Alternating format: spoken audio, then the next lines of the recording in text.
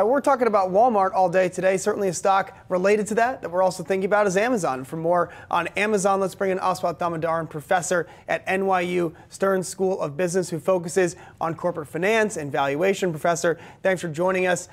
So thinking about Walmart versus Amazon, about the future of those two businesses, back at the end of 2018, you took a look at Amazon, looked at the fundamentals of that business, thought it might be a little bit overvalued. Has anything in the last few weeks, we've got new full-year financials from Amazon. Has anything changed about your view of the company over that time?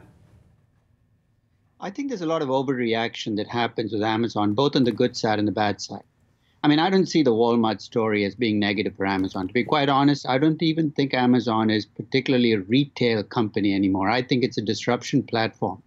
That said, though, it's priced so richly, and that's what always has troubled me, is people assume perfection with Amazon. Anything less than perfection is a problem.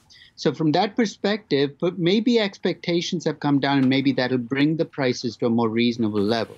But this is a great company. I mean, I don't think you can ever, contest that. It's just the pricing that has always bothered me.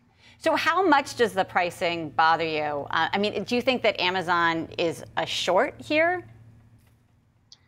Less so than it was in September of 2018 when it was trading almost at $2,000. I mean, I estimated a value, and this is with Amazon, your estimate is always going to have a wide range on it of about $1,250 for it. If relative to that $1,250, $1,632 looks high, but this is a company which can overshoot in both directions. The distribution of value is huge. So at $1,632, I would just say I won't touch the stock, but I'm not selling short at $1,632. Now, what about the cloud? Because I believe Amazon's earnings are now represented 50% of their cloud business. What do you think about that component?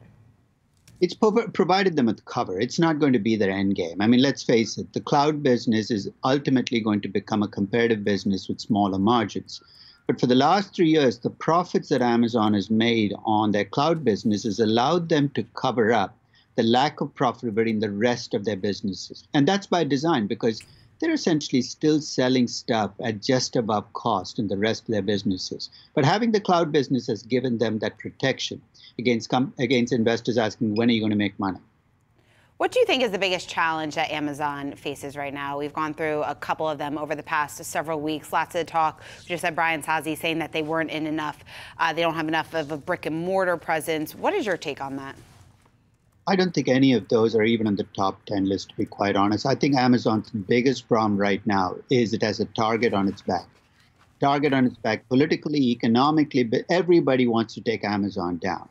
And that's a dangerous place for a company to be when everybody wants to take you down. And I think that's going to happen in terms of regulations, laws. I mean, you're going to see people squeeze Amazon in every conceivable way.